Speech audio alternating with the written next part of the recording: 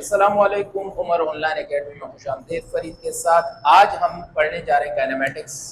Chapter number 2 है class 9 का और इसमें हम पढ़ेंगे second equation of a motion. इसकी डेरिवेशन करेंगे जो एग्जाम के लिहाज से बहुत इंपॉर्टेंट है और इसको सीखेंगे भी कि सेकंड इक्वेशन कैसे प्रूव करनी पड़ती है, कैसे ड्राइव करनी पड़ती है, इसका बाकायदा इक्वेशंस निकालेंगे और ये सेकंड इक्वेशन को याद रखेंगे। आगे न्यूमेरिकल्स में भी इसका बहुत काम है। तो स्टार्ट करने से पहले, लेक्चर स्टार्ट करने से पहले अगर वीडियो पर नए तो सब्सक्राइब करें चैनल को और लाइक करें और आगे शेयर करें और आखिर तक देखें। इंशाल्लाह आपको सेकंड इक्वेशंस आसानी से इंशाल्लाह समझ में आ जाएगी और आसान करके आपको बताएंगे। हमारे पास जैसे आप बुक में लिखते हैं या पेपर में लिखते हैं और मार्क्स आते हैं, बाकायदा हर साल आपके पास बाकायदा एक सेकंड इक्वेशन या थर्ड इक्वेशन का सवाल आता है पेपर में, तकरीबन लॉन्ग आंसर क्वेश्चन।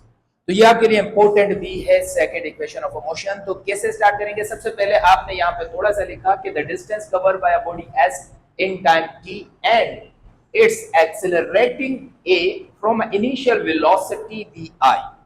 सही, यानी कोई भी बॉडी जो s फासला तय करती है टाइम t के दौरान और ये बॉडी एक्सेलरेटिंग कर रही है इनिशियल वेलोसिटी vi से।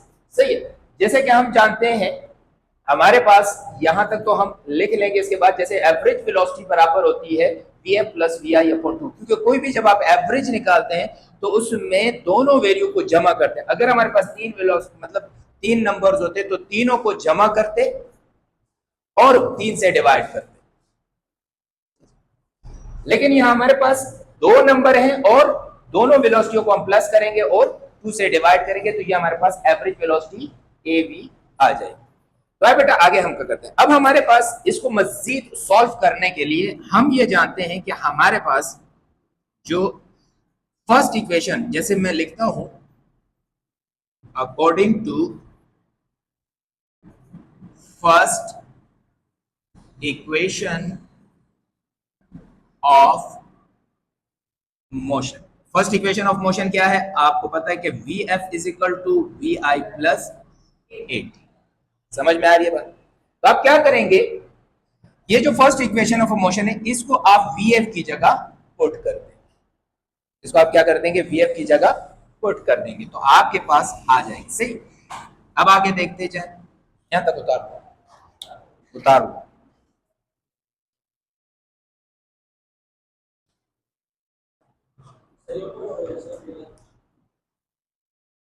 ये यहां से यहां तक आपको उतारना पड़ेगा। चलो रहने, कोई मसला नहीं। याद देखो बेटा, यहां तक बात समझ में? आपने क्या किया, आपने लिखा put the value of vf in above equation. इसको अगर आप 1 का नाम दे दे तो और आसान हो जाएगा, इक्वेशन 1 इसमें आपने पुट कर दिया तो क्या हो जाएगा आपके पास? एवरेज वेलोसिटी av बराबर आ जाएगा, vf की जगह आपने क्या लिखा? vi plus vi। सही है, अब vi प्लस at और प्लस ये वाला vi अपॉन 2। समझ आ रही है बात यार? अब ये vi सेम है, जमा हो जाएंगे तो आपके पास एवरेज वेलोसिटी क्या बन जाएगी? 2 vi प्लस 80 अपॉन 2। यहां तक बात समझ में आ गई? अब आगे देखें, आप जानते हैं एज वी नो, हम जानते हैं कि वेलोसिटी आपके पास किसके बराबर होता है? s अपॉन t के बराबर होता है, डिस्टेंस अपॉन टाइम के बराबर होता है। सही है, आप इसको एवरेज वेलोसिटी भी कह सकते हैं। सही है, तो आप अगर इसको 2 का नाम दें और इस इक्वेशन को 3 का नाम दें और आप कंपेयर करें, क्या करें?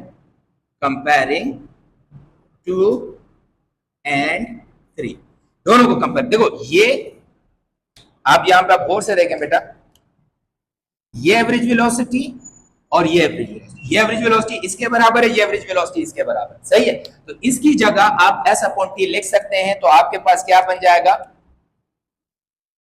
s अपॉन t बराबर है 2 vi प्लस 80 अपॉन 2। यहां तक बात समझ में आ गई? ये t इधर डिवाइड हो रहा है, इनके साथ मल्टीप्लाई हो जाएगा तो क्या हो जाएगा? s बराबर हो जाएगा टी मल्टीप्लाई फॉर्म में है 2vi प्लस ए टी। सही है, ये टी इससे भी मल्टीप्लाई हो जाएगा, इससे भी मल्टीप्लाई हो जाएगा, तो क्या हो जाएगा एस बराबर है 2vi T plus A T square, क्योंकि टी से टी मल्टीप्लाई होकर ए टी स्क्वायर आ गया। सही है, अपॉन 2। यहां तक बात समझ में आ गई। अब जगह कम बच गई, अब हम इसको मजीद यहां लिख लेते। सही, अब ये जो 2 है ये इससे भी अलग डिवाइड हो रहा है, इससे अलग डिवाइड हो रहा है, तो अलग अलग कर सकते हैं। तो आपके पास क्या बन जाएगा, s बराबर है 2vi t upon 2 plus A T square upon 2, 2 से 2 कैंसिल। सही है, तो s बराबर है vi t plus A T square upon 2, या आपने लिखा s बराबर है vi t plus half A T square, hence proved. सही है, सेकेंड इक्वेशन ऑफ मोशन। समझ में आ गई बात? इस तरह लिखेंगे ये, फिर आपके पास ये। समझ में आई बात? आसान है।